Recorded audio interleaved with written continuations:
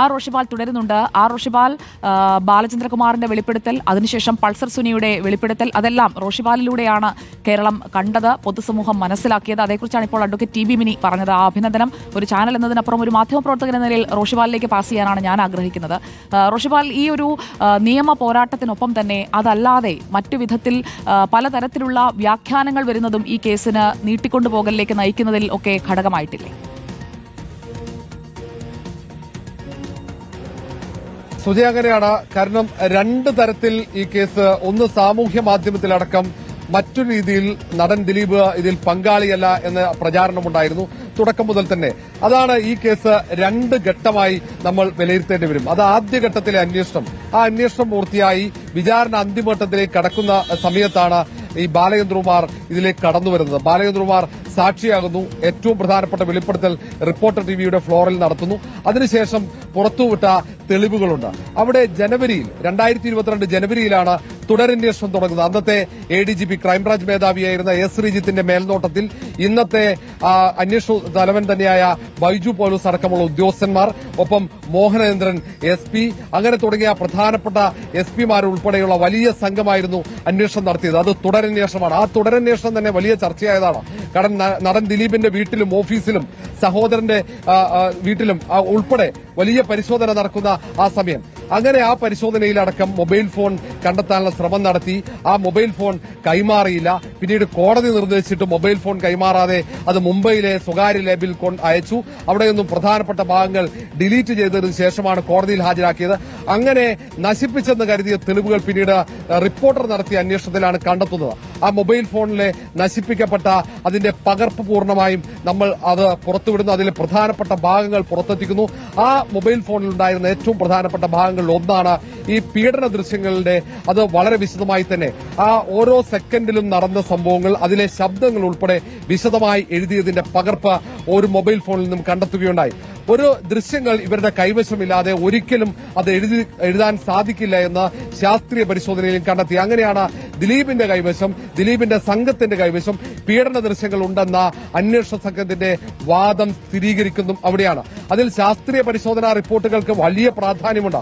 അത് തിരുവനന്തപുരത്തെ ശാസ്ത്രീയ പരിശോധനാ ലാബ് മാത്രമല്ല, ആ സയന്റിഫിക് ലാബിന് പുറമെ ഹൈദരാബാദിലടക്കം പരിശോധനകൾ നടന്നിട്ടുണ്ട്. അവിടെയുള്ള ഉദ്യോഗസ്ഥന്മാർ നടത്തിയ പരിശോധന, അതിൽ അവർ ആത്മാർത്ഥമായി നടത്തിയ ഇടപെടലുകൾ, അതൊക്കെ ഈ അന്വേഷണത്തിന്റെ വഴിത്തിരിവിൽ ഏറ്റവും പ്രധാനപ്പെട്ടതാണ്. അവരൊക്കെ ഈ കേസിലെ പ്രധാന സാക്ഷികളാണ്. മാത്രവുമല്ല, സിനിമാ മേഖലയിൽ ഒറ്റപ്പെട്ട സിനിമാ താരങ്ങൾ മാത്രമാണ് അവസാന ഘട്ടം വരെ ഈ ആക്രമിക്കപ്പെട്ട പെൺകുട്ടിക്കൊപ്പം നിന്നത്. 21 പേരാണ് ഈ വാദത്തിനിടയിൽ അവർ മൊഴിമാറ്റിയത്. അതിൽ പ്രധാന സിനിമാ താരങ്ങൾ ഉൾപ്പെടെ മൊഴിമാറ്റിയെന്നാണ് ഏറ്റവും ദുഃഖകരമായ കാര്യം. അങ്ങനെ WCC എന്ന സംഘടന, ആ സംഘടന ഒപ്പം നിന്നു. പിന്നീട് പൊതുസമൂഹം ഒപ്പം നിന്നു. നിരവധി സിനിമാ പ്രവർത്തകരുണ്ട് നിലപാടെടുത്തവർ.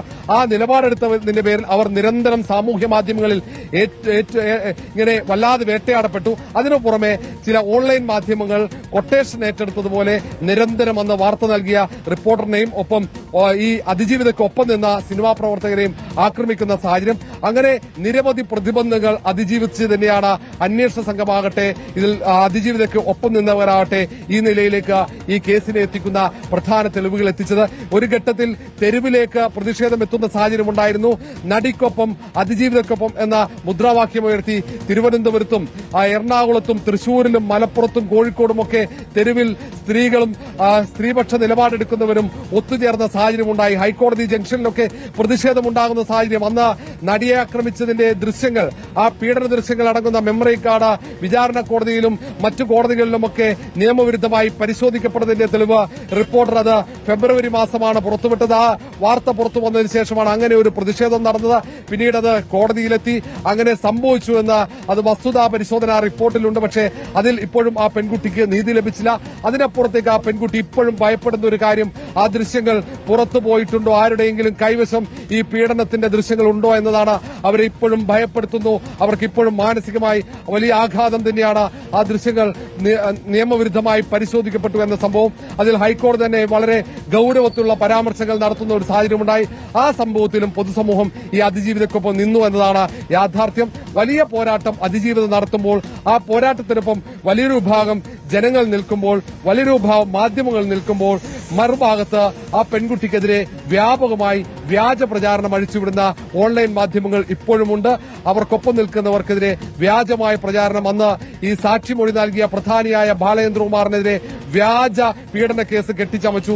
അത് പിന്നീട് പ്രത്യേക അന്വേഷണ സംഘം അന്വേഷിച്ചപ്പോഴാണ് അത് വ്യാജമായി സൃഷ്ടിച്ചതാണെന്നും അതിന് പിന്നിൽ ചില സാമ്പത്തിക ഇടപാടുകൾ ഉണ്ടായിരുന്നുവെന്ന് കണ്ടെത്തുന്നത്. അതിന് പ്രധാനിയായ ഒരു ഓൺലൈൻ മാധ്യമ സ്ഥാപനം നടന്ന പ്രതിപട്ടികയിലുണ്ടായിരുന്ന ആൾ പിന്നീട് ദുരൂഹമായ സാഹചര്യത്തിൽ കൊച്ചിയിൽ വെച്ച് മരണപ്പെടുന്ന ഒരു സാഹചര്യമുണ്ടായി.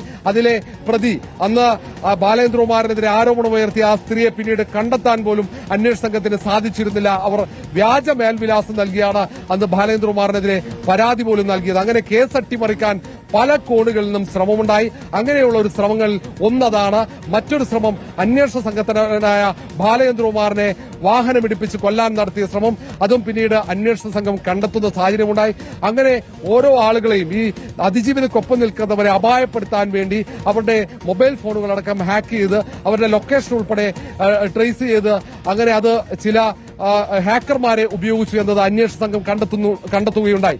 അങ്ങനെ ഏറ്റവും ദുരൂഹമായ രീതിയിലുള്ള ഇടപെടലുകൾ ഈ പ്രതികളുടെ ഭാഗത്തുനിന്നും പ്രതികളെ അനുകൂലിക്കുന്നവരുടെ ഭാഗത്തുനിന്നും ഉണ്ടായ ഒരു കേസ് തന്നെയാണ്. ഒരുപക്ഷെ ഇത്രയും ഈ കേസ് അട്ടിമറിക്കാൻ ഇതുപോലെ ഒരു ശ്രമം മറ്റൊരു കേസിലും ഉണ്ടായിട്ടില്ല എന്ന് പറയേണ്ടി വരും. അന്വേഷണ സംഘം അത്രയും കൂടുതൽ അധ്വാനിക്കേണ്ടി വന്നു ഈ കേസ്. ഒടുവിൽ ഏതാണ്ട് 5000-ഓളം പേജുള്ള ആർഗ്യുമെന്റ് നോട്ട്സ്, വാദങ്ങളാണ് എഴുതി നൽകിയത്. അങ്ങനെ വലിയ കാര്യങ്ങൾ കോടതി, അടച്ചിട്ട കോടതിയായതുകൊണ്ട് തന്നെ അതിൽ കോടതിക്കകത്ത് നടന്ന കാര്യങ്ങളൊന്നും പുറത്തു വന്നില്ല. ഇപ്പോൾ ഏറ്റവും ഒടുവിൽ വിധി പറയുന്ന ഘട്ടത്തിൽ മാത്രമാണ് കോടതി തുറക്കുന്നത്. തുറന്നിട്ട കോടതിയിലായിരിക്കാം ഒരുപക്ഷെ വിധി പറയുന്നത്. കാരണം ഇന്നും ഇതിന്റെ വിധി ദിവസം പറയുന്ന കാര്യം ആ സമയത്ത് കോടതി തുറന്നിട്ടിരിക്കുന്നു. ഏതായാലും ഇനി അങ്ങോട്ട് ഇതിൽ എങ്ങനെയാണ്, ആർക്കൊക്കെയാണ് ശിക്ഷ ലഭിക്കുക, എത്രത്തോളം ശിക്ഷ ലഭിക്കുമെന്നതാണ് കാത്തിരിക്കുന്നത്. കേരളം ഇപ്പോഴും വേദനയോടെ, ഞെട്ടലോടെ ഓർക്കുന്ന ഒരു സംഭവം തന്നെയാണ് 2017 ഫെബ്രുവരി 17 കൊച്ചിയിൽ ഓടിക്കൊണ്ടിരിക്കുന്ന വാഹനത്തിൽ ക്രൂരമായി നടി ആക്രമിക്കപ്പെട്ട സംഭവം. സുജയ. ഓക്കെ,